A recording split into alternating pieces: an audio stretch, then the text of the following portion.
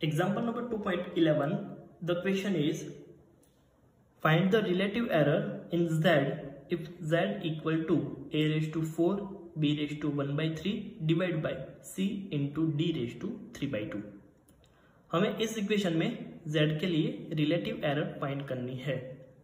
इसके लिए हम रूल पढ़ चुके हैं, जब भी ऐसे इक्वेशन में रिलेटिव एरर फाइंड करें तब जो भी फिजिकल क्वांटिटी के पावर में है वो रिलेटिव एरर में मल्टीप्लीकेशन में आ जाएगा। तो z के लिए रिलेटिव एरर होगी delta z by Z equal to a की पावर 4 है तो उसके लिए हो जाएगा 4 into delta a by A plus b की पावर है 1 बाई 3 आगे आ जाएगा, so 1 by 3 into delta b by B plus c के लिए delta c by C plus d के लिए 3 by 2 into delta d by D. तो इस तरह से z की रिलेटिव एरर मिलेगी। Example number 2.12, the question is the period of oscillation of a simple pendulum is t equal to 2 pi under root L by G. Simple pendulum के लिए time period का equation हमें दिया हुआ है। Measure value of L is 20 centimetre known to 1 millimetre. जब हम यहाँ पर पेंडुलम की लेंथ मेजर कर रहे हैं तो उसकी ट्रू वैल्यू मिल रही है 20 सेंटीमीटर और उसको हम जिससे मेजर कर रहे हैं उस इंस्ट्रूमेंट की एक्यूरेसी है 1 millimetre. And time for 100 oscillation of the pendulum is found to be 90 second using wrist watch of 1 second resolution. जब हम 100 ऑसिलेशन का टाइम फाइंड करते हैं तो वो हमें मिल रहा है 90 सेकेंड और उसको हम मेजर कर रहे हैं व्रिस्ट वॉच से जिसका रिजोल्यूशन है 1 सेकेंड का। So question is what is the accuracy in the determination of ji.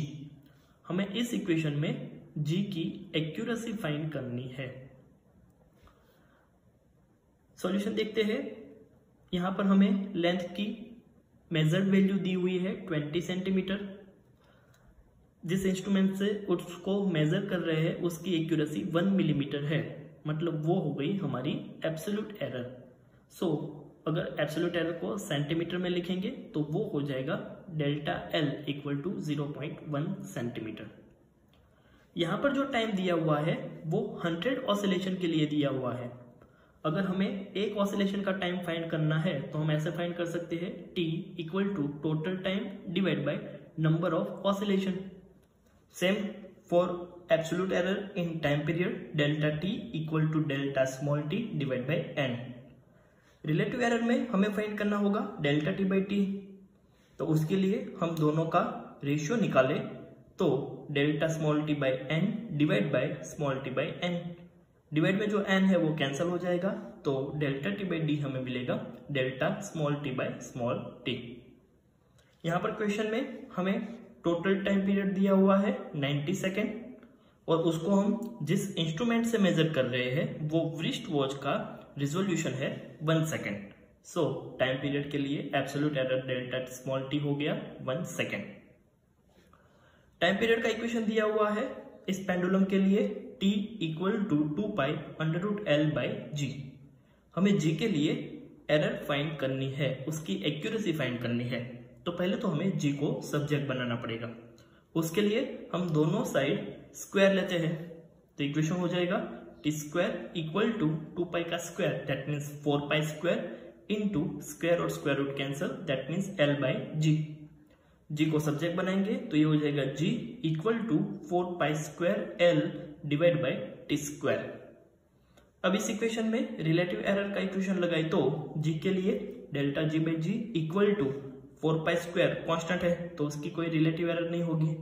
l के लिए delta L by L plus t का स्क्वायर है तो पावर आगे आ जाएगी 2 into delta t by T. Delta L की वैल्यू है 0.1 सेंटीमीटर, एल की वैल्यू है 20 centimetre, delta T by T that means delta small T by small T. Delta small T की वैल्यू है 1 सेकेंड, स्मॉल टी की value है 90 second. सभी value यहाँ पर रखेंगे, सॉल्व करेंगे तो हमें आंसर मिलेगा delta ji by G equal to 0.027। Accuracy in percentage find करनी है तो यहाँ पे हमें डेल्टा जी बाई जी की परसेंटेज एरर फाइंड करनी पड़ेगी, तो उसके लिए multiply by 100। So percentage error in g delta ji by g percentage equal to 0.027 into 100%, that means 2.7%। So gravitational acceleration g में एक्यूरेसी हमें मिलेगी 2.7%।